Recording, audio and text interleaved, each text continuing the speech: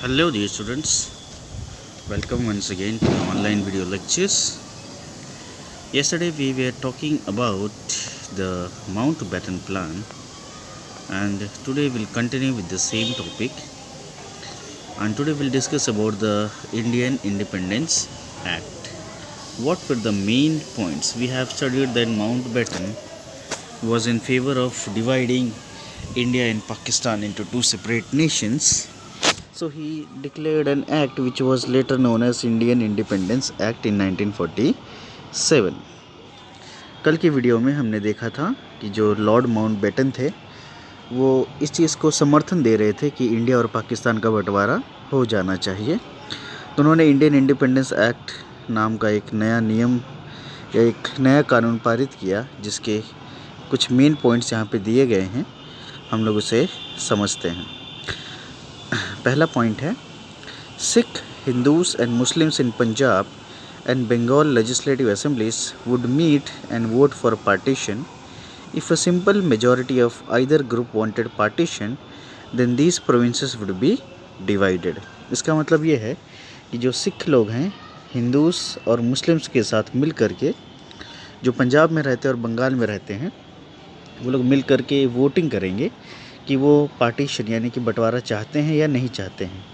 और वोटिंग के बाद अगर कोई भी एक ग्रुप बंटवारा चाहता है, ऐसा हमें वोटिंग के दौरान पता चलता है, यानी कि मेजॉरिटी अगर बंटवारे की तरफ आती है तो सारी जो प्रोविंसेस है उनको बंटवारा कर दिया जाएगा, यानी कि भाग डाल दिए जाएंगे उनमें।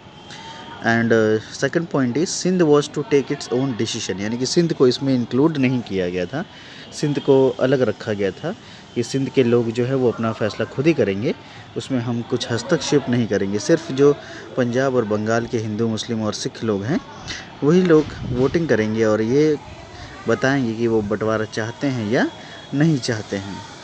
तीसरा मेन पॉइंट है, the fate of north waste frontier province and Sylhet district of Assam was to be decided by a referendum. ये जो नॉर्थ वेस्ट का जो इलाका था और जो आसाम का जो सिलहट नाम का जो ज़िला था, ये दोनों ज़िले जो हैं वो इस समय जो है बॉर्डर के एकदम नज़दीक में है। तो उस समय ये बॉर्डर के करीब में आते थे और यहाँ के लोगों से एक डायरेक्ट वोटिंग करवाई जाती है। रेफरेंडम का मतलब ये होता है कि एक सवाल होता है सरकार का, जिससे उत्तर मांगा जाता है वहाँ के लोगों के द्वारा, यानी कि वो एक तरीके से वोटिंग नहीं है, किसी भी पॉलिटिकल पार्टी को हम वोट नहीं कर रहे हैं, एक सवाल के फेवर में हाँ या ना में हम उत्तर देते हैं, या अगर हम कुछ और भी कहना चाहते हैं तो कह सकते हैं, इसको बोलते हैं रेफरेंडम। तो नॉर्थ वेस्ट फ्रंटियर प्रोविंस के लोगों को और सिलहिट के लोगों को रेफरेंडम के द्वारा अपनी बात रखने का अधिकार दिया गया था। उसके बाद अगला पॉइंट था, India would be independent by 15 August 1947, यानी कि 15 अगस्त 1947 तक भारत जो है पूरी तरीके से आज़ाद हो जाएगा। The separate independence of Bengal was ruled out, यानी कि जो बंगाल था जो अलग से उसे अलग रखना चाहते थे, वो भी बात पूरी तरीके से ख़त्म कर दी गई। A boundary commission to be set up in the case of partition, और आखिरी बात ये भी थी कि अगर बंटवारा होता है तो बाउंड्री बनाई जाएगी और जो हिस्सा पाकिस्तान की तरफ जाएगा उसे अलग कर दिया जाएगा और जो हिस्सा भारत की तरफ रहेगा उसे अलग कर दिया जाएगा। यानी कि एक कमीशन बैठेगा जो ये डिसाइड करेगा कि कौन सा हिस्सा भारत का रहेगा और कौन सा हिस्सा पाकिस्तान का रहेगा। आखिरी में अगर हम देखें तो इसमें ऐसा था, the princely states could join any one of the unions and if they were not willing to join any of the unions then they were free to remain independent. आखिरी में हमने कहा कि देखा ये कि लॉर्ड माउंटबेटन ने ये कहा कि जो भी छोटे छोटे राज्य थे हमारे देश में, अगर वो चाहें तो भारत की जो यूनियन था, जो अखंडता को हम एक करना चाहते थे, भारत को एक संयुक्त राष्ट्र बनाना चाहते थे, अगर उनमें वो जुड़ना चाहते थे तो वो जुड़ सकते थे, और अगर कोई भी देश या कोई भी ऐसा रियासत जो था वो नहीं जुड़ना चाहता था तो वो खुद इंडिपेंडेंट या खुद वो स्वाधीन रह सकता था। लॉर्ड माउंटबेटन का ये सारे 6 पॉइंट्स है जो लॉर्ड माउंटबेटन ने अपने माउंटबेटन प्लान में लिखा था। आगे उन्होंने लिखा था कि according to the Indian independence Act and the Mountbatten Plan, India was divided into India and Pakistan. तो आखिरी में इंडियन इंडिपेंडेंस एक्ट के तहत जो कि लॉर्ड माउंटबेटन ने प्लान बनाया था, जिसे हम माउंटबेटन प्लान के नाम से जानते हैं, भारत और पाकिस्तान का बंटवारा हो गया। माउंटबेटन को इंडिया का सबसे पहला गवर्नर जनरल बनाया गया और बंटवारे के बाद पाकिस्तान के सबसे पहले राष्ट्रपति बने Mohammed Ali Jinnah. The struggle that had started in 1857 ultimately met it goal in 1947 Christian era, यानी कि जो आज़ादी की लड़ाई 1857 में शुरू हुई थी, जिसे मंगल पांडे ने स्टार्ट कर दिया था, वो अंत दर्जे में आके 1947 यानी कि 1947 सीई में ख़त्म हो गई और भारत को इंडिपेंडेंस यानी कि आज़ादी मिल गई। लास्ट में अगर हम देखें तो Sindh, Baluchistan, West Punjab, North waste Frontier and East Bengal were included in Pakistan. The rest of the regions remained in India. उस समय का जो भारत था, उसका जो सिंध वाला हिस्सा था, बलूचिस्तान वाला हिस्सा, वेस्ट पंजाब वाला, नॉर्थ वेस्ट फ्रंटियर वाला हिस्सा और ईस्ट बंगाल वाला हिस्सा जो था वो पाकिस्तान बना। बाकी का जो हिस्सा था वो भारत का हो गया। इस तरीके से हमने देखा कि लॉर्ड माउंटबेटन, जो कि भारत के बंटवारे के समर्थक थे, उन्होंने अपनी कूटनीति के द्वारा इंडिया और पाकिस्तान का बंटवारा करवा दिया। उन्होंने पहले भी कहा था कि अगर भारत और पाकिस्तान बंटवारा नहीं कर लेते हैं तो भारत और पाकिस्तान में आंदोलन हो सकता है, दंगे फसाद हो सकते हैं और कई सारे लोगों की जान जा सकती है। अंत दर्जे में आकर के इंडिया और पाकिस्तान का बंटवारा भी हुआ और हमने देखा कि ये बहुत बड़ी घटना साबित हुई इतिहास की और कई लोगों ने अपनी जान गंवाई, कई लोगों के जो जान माल थे उसे उन्होंने गंवा दिया और एक बहुत ही भयानक दृश्य का सर्जन हुआ था। बट आखिरी में हमने देखा कि भारत को आज़ादी मिल गई थी। 90 साल की मशक्क़त के बाद भारत हमारा आज़ाद हुआ था और हमारा जो भारत देश था वो बहुत खुश था, भारत के लोग बहुत खुश थे। और आखिरी में हम लोग देखते हैं कि आज़ादी के बाद हमारे देश में क्या लहर चल रही थी। Rejoicing the independence throughout the nation, यानी कि आज़ादी को सारे के सारे देशवासी खुशियों से मना रहे थे। A wave of happiness and celebration swept the nation, यानी कि पूरे भारत देश में खुशियों की लहर दौड़ रही थी। We had become free from the shackles of slavery, यानी कि हम भारत देश के लोग जो आज़ादी की जंजीरें थे, जो ब्रिटिशर्स यानी कि अंग्रेज़ों ने हमें आज़ादी वो गुलामी की जंजीरों में जकड़ के रखा था, उससे हम आज़ाद थे। Innumerable revolutionaries and freedom fighters had sacrificed their lives, बहुत सारे क्रांतिकारियों ने, बहुत सारे आज़ादी की लड़ाई में अपनी जान देने वाले जो क्रांतिकारी थे, आंदोलनकारी थे, उन्होंने अपनी जान गंवाई और अंत में हमें आज़ादी मिली।